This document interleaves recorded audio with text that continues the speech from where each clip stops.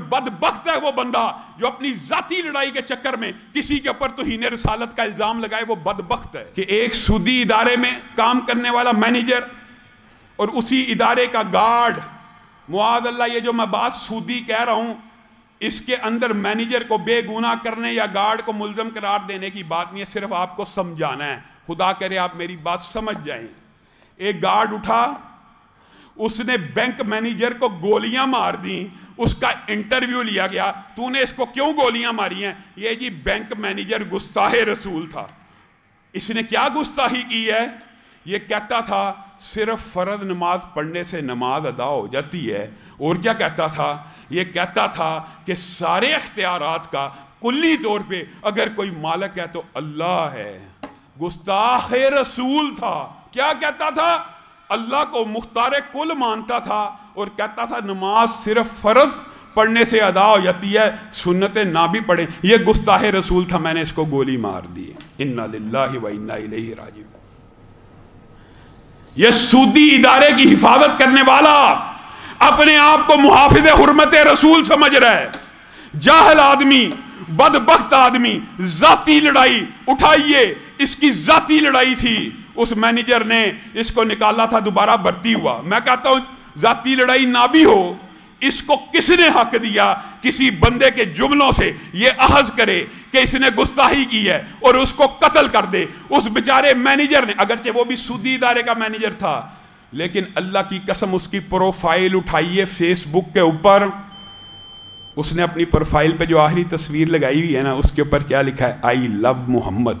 मैं मोहम्मद सल्लल्लाहु अलैहि वसल्लम से प्यार करता हूँ, मोहम्मद सल्लल्लाहु अलैहि वसल्लम मेरा फख्र हैं और फ्रांसीसी मसनूआत की बायकाट करो। ये गुस्ताहे रसूल है और वो मुहाफिज हुर्मत रसूल है। मेरे भाइयों, आज मैं बरेलवी उलमा मुफ्ती मुनीब साहब और हादम रिजवी साहब से भी मुतालबा करना चाहता हूं कि सामने आइए, इस कत्ल से ऐलाने बरात कीजिए अपनी पूरी कौम की तरफ से। अहले हदीस उलमा ने, देवबंदी उलमा ने, जिस दिन से ये वाक़या हुआ, बरेलवी उलमा ने भी, मैं सबकी बात नहीं करता, मैं सिर्फ उनकी आला की आदत से मुतालबा कर रहा हूं। सब उलमा ने, एक आलम ऐसा नहीं है जो मुस्तनद आलिम दीन हो और जिसने इस बदबख्त गार्ड को गाजी का लक़ब दिया हो। सब ने इसको कातिल का, उसको शहीद का, और इसने नजायज कत्ल किया, हराम किया, कानून हाथ में लिया। बिलफर्ज तुझे कोई चीज गुस्ताही नजर आती है तो वो अदालतों का रुख कर।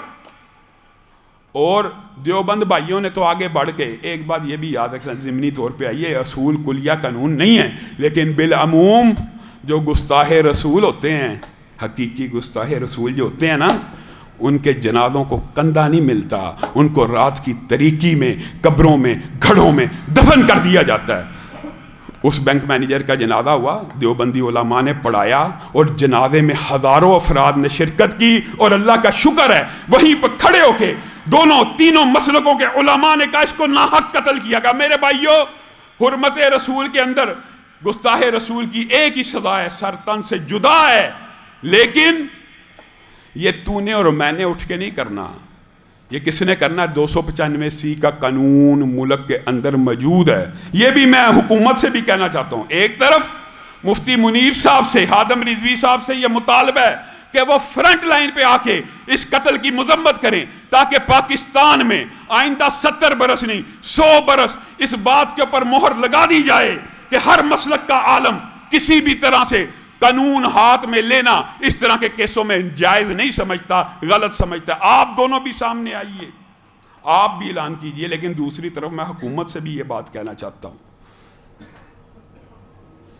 आज लोगों का 295C के ऊपर एतमाद कमजोर हो चुका है। उसके जिम्मेदार आप हैं। 70 बरस बीत गए हैं, 70 ईयर्स। क्या हकीकत में आप ये समझते हैं कि एक मर्तबा भी गुस्ताही नहीं हुई?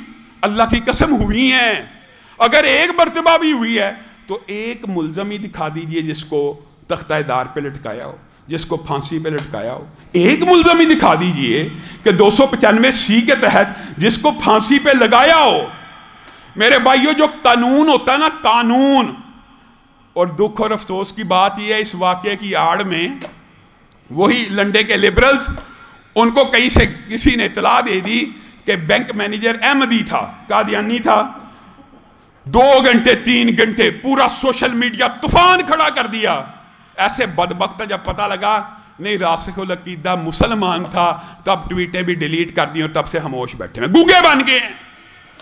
احمدی اور قادیانی جب تک خبر ملی کیس اٹھایا ہوا ہے، جب پتہ لگا نہیں مسلمان تھا تب سے پیروی بھی نہیں کر رہے.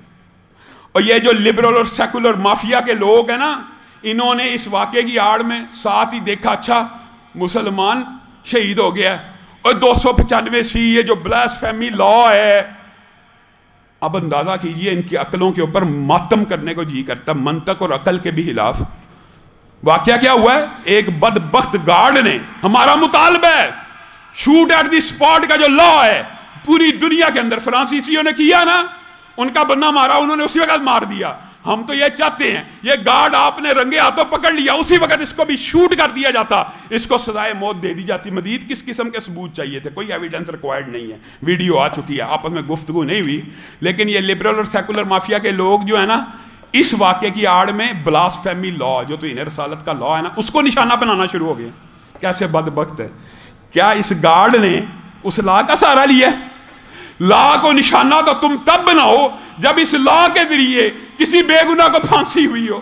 قانون کو نشانہ تو تب بنایا جائے. میں ان کو یہ بات کہنا چاہتا ہوں، اللہ کی قسم یہ اگر غور کریں نا، صحیح غور و فکر کریں، تو یہ جو بلاسفیمی لا ہے نا، یہ تمہاری آخری دفاعی لائن ہے.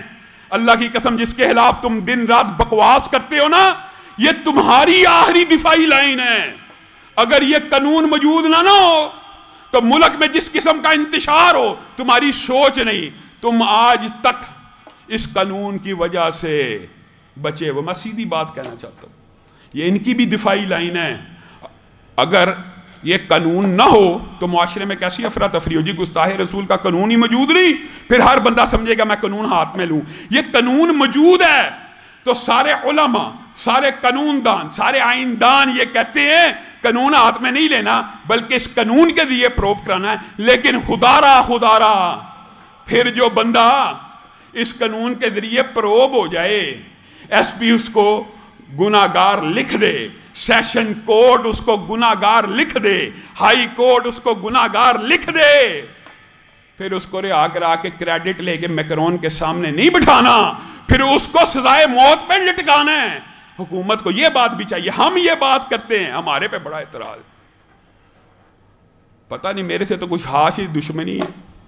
یہ جی بھڑکاتے ہیں، یہ جی بڑا لوگوں کے اندر تشدد پیدا کرتے ہیں کہ گستاخ رسول کی ایک سزا سر تن سے جدا. انہوں نے بڑی بات پھیلائی ہوئی ہے. جائیے آج بے بانگ دہل منبر رسول کے اوپر کھڑا ہو کے کہتا ہوں، ہمارا حکمرانوں سے مطالبہ ہے کہ جو بندہ ذاتی دشمنی کی آڑ میں توہین رسالت کا الزام لگائے، اس کے اوپر بھی توہین رسالت کا مقدمہ ہونا چاہیے، کیونکہ اس نے کسی بندے پہ جھوٹا الزام اور جھوٹے الفاظ اپنے آپ سے گڑے ہیں، گویا وہ خود توہین رسالت کا مجرم ہے.